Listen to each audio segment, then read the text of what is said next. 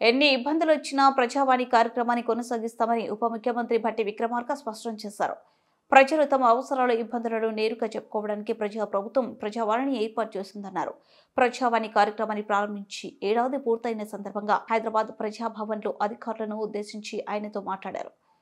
పోడు భూములు సాగుకు సంబంధించిన వ్యవసాయ బోర్డులకు రైతులు సౌర విద్యుత్ను ఏర్పాటు చేసుకోవడానికి చర్యలు చేపట్టాలంటూ గిరిజన సంక్షేమ శాఖకు ఆదేశాలు ఇస్తామని ఈ సందర్భంగా వెల్లడించారు.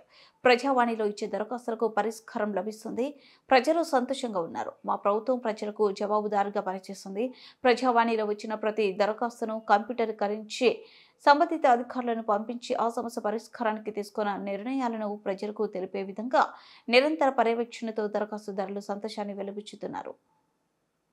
మా ప్రీతమ నాయకుడు రాహుల్ గాంధీ గారి ఆలోచన భారత రాజ్యాంగంలో పొందుపరిచినటువంటి ప్రియాంబుల్ని కానీ అందులో పొందుపరిచిన చట్టాలను కానీ తూచా తప్పకుండా ప్రజలకు అందించాలనేటువంటి ఆలోచన ఈరోజు మా నాయకత్వం అంతా ఆలోచన చేసి ఈ ప్రభుత్వాన్ని నడిపిస్తా ఉంది. నిత్యం పర్యవేక్షణ కూడా చేస్తా ఉంది.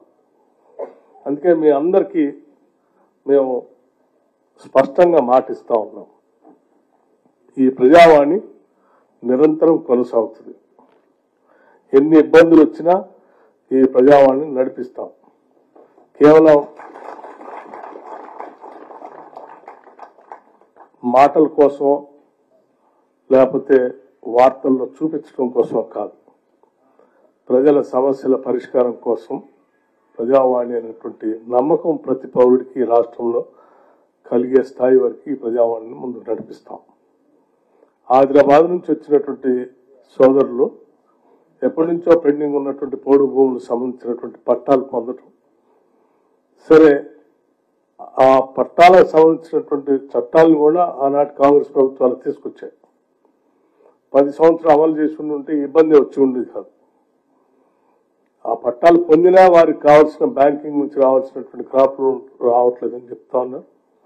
ఎలక్ట్రిసిటీ సమస్య గురించి కూడా దృష్టి తీసుకొచ్చారు. తప్పనిసరిగా మేము ఇప్పటికే ఒకసారి రివ్యూ చేసుకున్నాం. దీనికి సంబంధించి రాష్ట్ర వ్యాప్తంగా ఫారెస్ట్ రైట్స్ యాక్ట్ ప్రకారం పట్టాలు పొందినటువంటి హక్కుదారులందరికీ సరే అటవీ ప్రాంతంలో ఎలక్ట్రిఫికేషన్ జరగటానికి కేంద్ర ప్రభుత్వ పర్మిషన్స్ అన్ని అడ్డంకులుగా ఉన్నాయి కాబట్టి వారికి అక్కడికక్కడే మనం సోలార్ పవర్ని ఏర్పాటు చేసి ఎలక్ట్రిసిటీ ద్వారా పొందే ప్రతి ప్రయోజనాన్ని సోలార్ పవర్ ద్వారా వారికి అందించగలిగితే సరిపోతుందనేటువంటి ఆలోచనతో నిర్ణయానికి వచ్చాం. ఆ రకంగా పోడు భూములు వ్యవసాయం చేసుకునేటువంటి వాళ్ళందరికీ ఎక్కడైనా ఎలక్ట్రిసిటీ అందుబాటులో లేకపోతే మేము ట్రైబల్ వెల్ఫేర్ డిపార్ట్మెంట్కి 2-3 రోజుల్లోనే ఆదేశాలు ఇస్తాం. అన్ని చోట్ల మొత్తం ఈ ట్రైబల్ అటవీ ప్రాంతంలో వ్యవసాయం చేసుకునే రైతులందరికీ కూడా సోలార్ పవర్ని పెట్టుకోవటం కోసం కావాల్సిన ఏర్పాట్లు చేయమని, మీరు కూడా వాటికి సంబంధించిన సమాచారం ఐటీడీఎల్ ద్వారా కూడా ఇస్తాం మీకు. దాన్ని తీసుకొని మీరు తప్పనిసరిగా లబ్ధి పొందవలసిందిగా మీ అందరికీ విజ్ఞప్తి చేస్తా ఉన్నాను. అట్లాగే హైదరాబాద్ నగరంలో ఉన్నటువంటి స్లమ్స్ లో ఉన్నటువంటి సమస్యల గురించి చెప్పారు, ఇతరత్ర సమస్యల గురించి చెప్పారు, ధరణి సమస్యల గురించి చెప్పారు, నిరుద్యోగ సమస్యలు చెప్పారు. వాటన్నిటికీ ఒకదాని తర్వాత ఒకటి పరిష్కారం చూపిస్తూ ముందుకు పోతా ఉన్నాం.